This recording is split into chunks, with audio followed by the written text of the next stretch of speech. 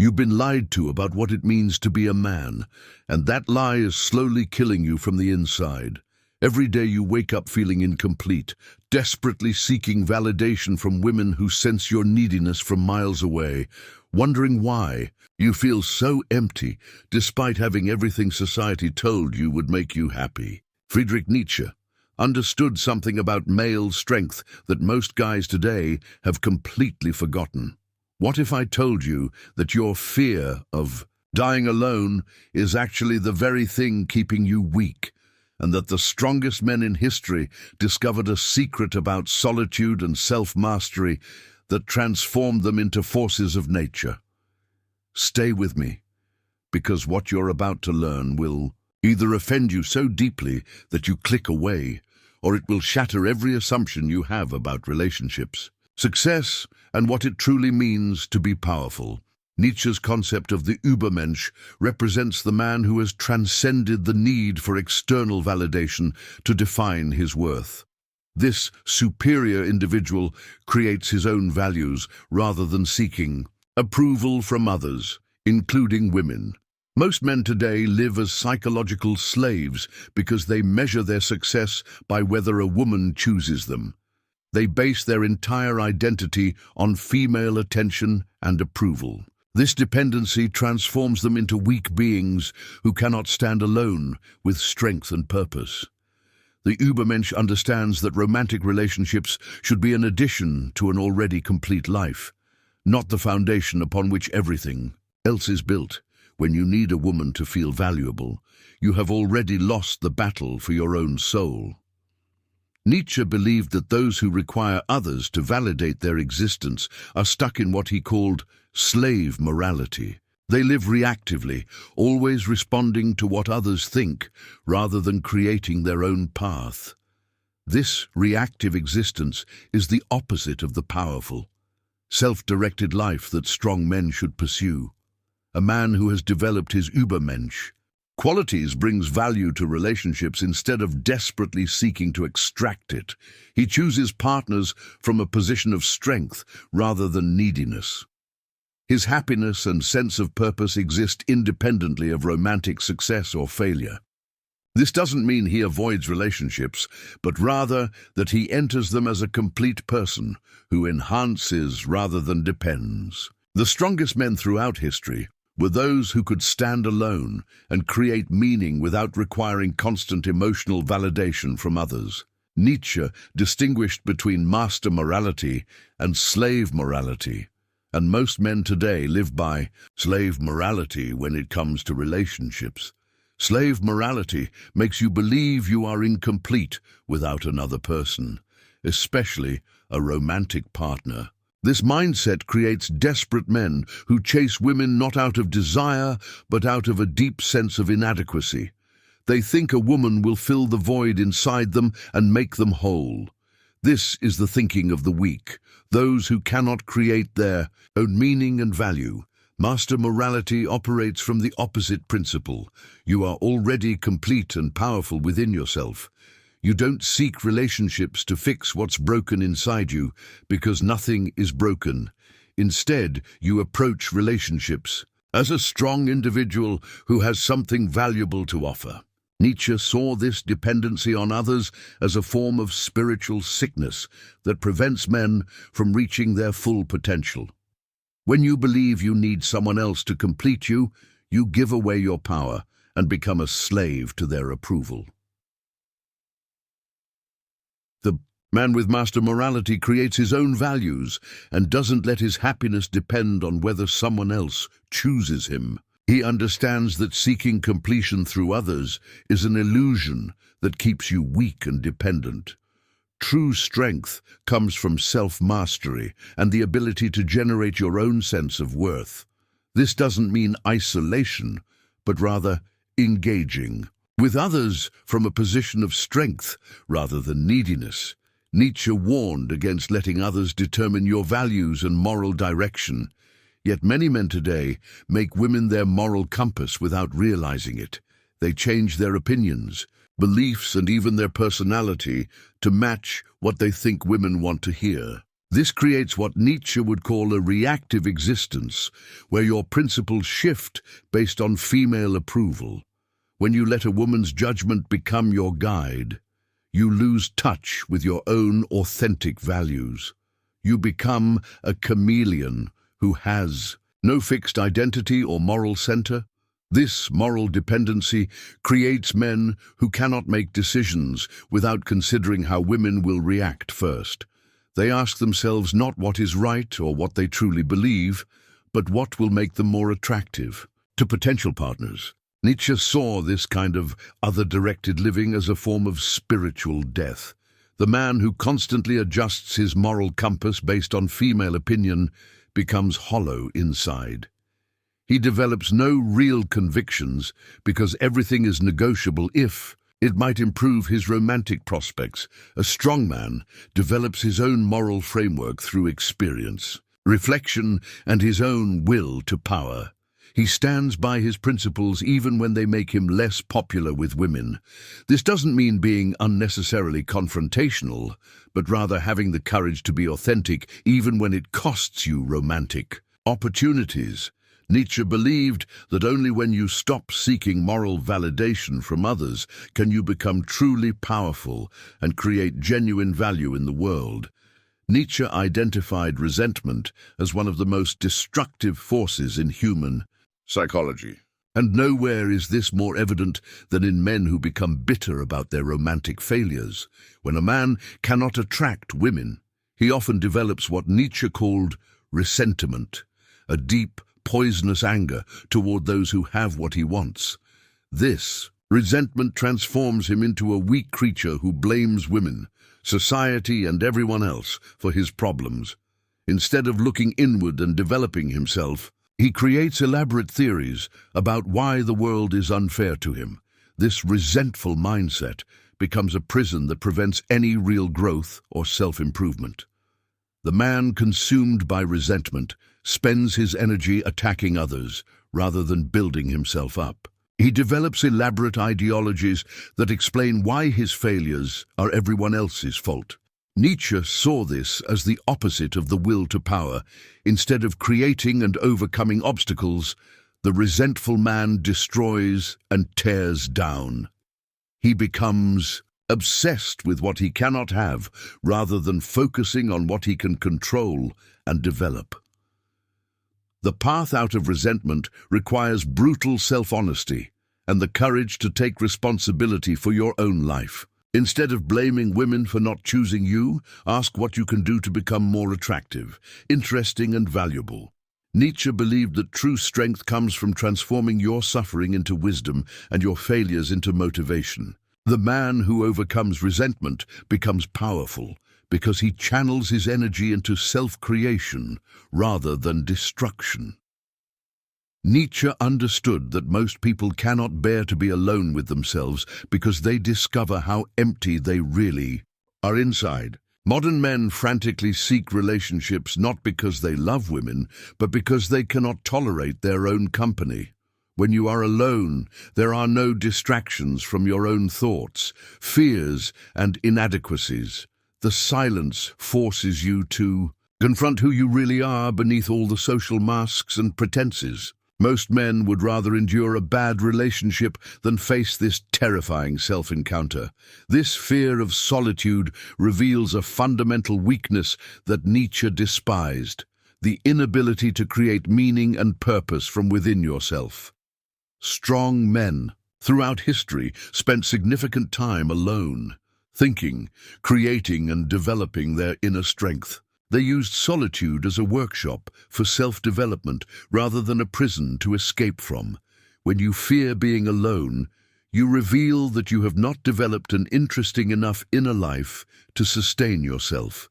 You become dependent on others. For entertainment, validation, and meaning, the man who can embrace solitude discovers that it becomes his greatest ally in self-development. Alone, you can think deeply, pursue your interests without compromise, and develop genuine self-knowledge. Nietzsche believed that all great achievements come from periods of intense solitude, where the individual confronts himself honestly. Instead of running from loneliness, Transform it into productive solitude, where you become your own best company and most demanding teacher. Nietzsche's concept of the will to power represents the driving force behind all human achievement and self-overcoming. This fundamental drive pushes you to grow, create, and become more than you currently are. However, most men today have replaced their will to power with what could be called the will to please women. Instead of pursuing excellence for its own sake, they optimize every decision around female approval. They choose careers, hobbies, and even personal values based on what they think will make them more attractive to potential partners. This substitution destroys authentic personal development because your energy flows toward impressing others rather than actualizing your potential. The will to please creates men who are constantly performing rather than becoming. They develop skills not because they find them meaningful, but because they believe women will find them attractive. Nietzsche would see this as a perversion of human nature, a redirection of your most powerful drive toward external validation rather than self-mastery. You become a dancing monkey performing for approval rather than a creator building something meaningful. A man operating from genuine will to power pursues excellence because it expresses his deepest nature, not because it might attract women. He develops his mind, body, and skills because growth itself is the goal. When you orient your life around your own development and creative expression, you naturally become more attractive, but this attraction is a byproduct rather than the primary aim. True power comes from serving your own highest potential rather than serving others' expectations. Nietzsche valued authenticity and self-determination above social approval, even when that meant accepting painful consequences. A man who dies alone but lives according to his own values demonstrates more nobility than one who compromises his soul for companionship. Many men today enter relationships that diminish them, accepting disrespect, manipulation, and the gradual erosion of their identity just to avoid being alone. They trade their dignity for the comfort of having someone, anyone, beside them. This represents what Nietzsche would consider a form of spiritual suicide. The fear of dying alone drives men to accept relationships that make them smaller rather than larger. They tolerate partners who drain their energy, criticize their dreams, and demand they abandon their authentic selves. Nietzsche believed that preserving your integrity was more important than avoiding suffering. A man who maintains his principles, even when it costs him relationships, shows the courage that separates masters from slaves. He chooses temporary loneliness over permanent self-betrayal. There is profound dignity in a man who refuses to compromise his core values for romantic security. He understands that some things are worse than being alone, including living as a diminished version of yourself to please someone else. Nietzsche taught that we should embrace our fate, including the possibility of solitude, rather than flee from it into degrading compromises. The man who can face death alone while having lived authentically achieves a form of victory that the people-pleaser never experiences. Nietzsche distinguished between the passive suffering of loneliness and the active power of chosen solitude. Loneliness is what happens to you. Solitude is what you create for yourself. Most men experience loneliness as a void that needs filling, but the strong man transforms this emptiness into a workshop for self-creation. He uses his alone time to develop skills, pursue interests, and engage in deep thinking that would be impossible in constant company. Solitude becomes the laboratory where he experiments with becoming a better version of himself. Creative solitude requires you to develop internal resources that can sustain and energize you without external input. This means cultivating genuine interests, Not just hobbies chosen to impress others, but activities that engage your mind and spirit deeply.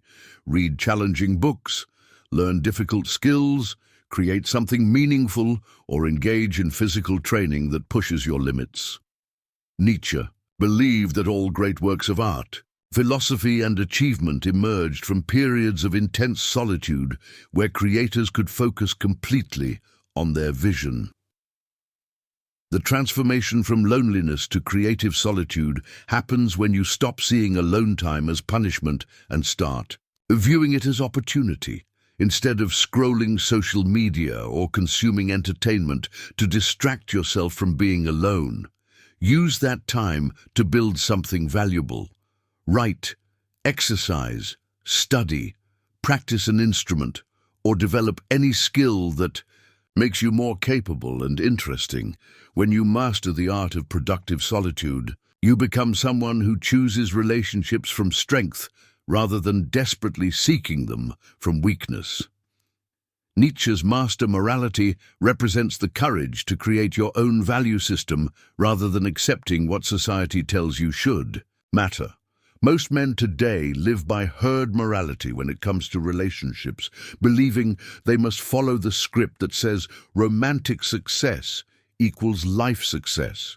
They accept without question that being single means failure and being partnered means achievement. This slave mentality makes them chase relationships not because they genuinely want them, but because society has programmed them to believe they should want them. Master morality requires the intellectual courage to question these assumptions and decide for yourself what constitutes a meaningful life. Maybe your path involves deep relationships. Maybe it involves periods of solitude focused on creative work. Maybe it involves something entirely different.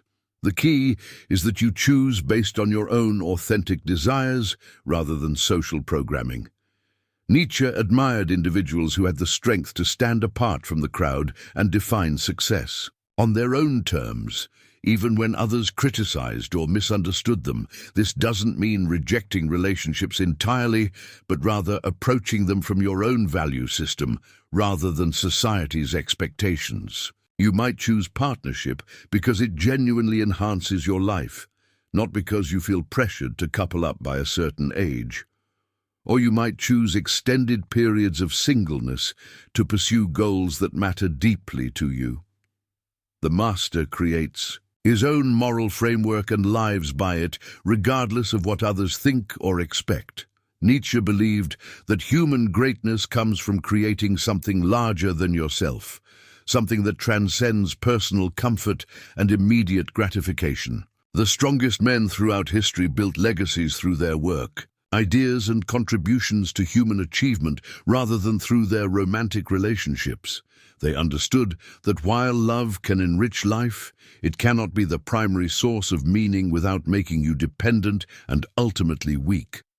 When your entire sense of purpose revolves around romantic success, you become fragile and lose sight of your potential for genuine greatness. Creating meaning beyond relationships requires developing what Nietzsche called a personal mission or calling that drives you regardless of your romantic status. This might involve mastering a craft, building a business, creating art, advancing knowledge, or serving a cause larger than yourself. The man who has found his mission approaches relationships as someone who already has direction and purpose. He doesn't need a partner to give his life meaning, because he has already created that meaning through his own efforts and achievements. This broader sense of purpose actually makes you more attractive to high-quality partners because you become someone with genuine substance and direction.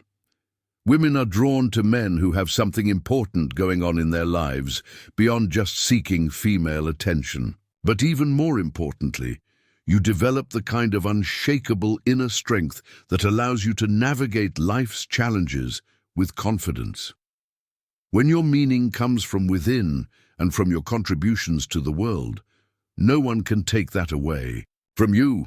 Here's the harsh truth that Nietzsche would tell you directly. Most men who fear dying alone are already dead inside because they've given their power away to others. They live as slaves to female approval, prisoners of social expectations and victims of their own resentment. But you have a choice right now. You can continue living as a reactive weakling who needs others to validate your existence. Or you can embrace the difficult path of becoming your own source of strength and meaning. The question that will define your entire life is this: will you have the courage to create your own values and live by them even if it means standing alone? Or will you remain a slave who trades his soul for the comfort of companionship? If this video challenged something deep inside you and made you question the lies you've been telling yourself about what it means to be a strong man, then subscribe to this channel, because we're going to continue exploring the uncomfortable truths that separate the masters from the slaves.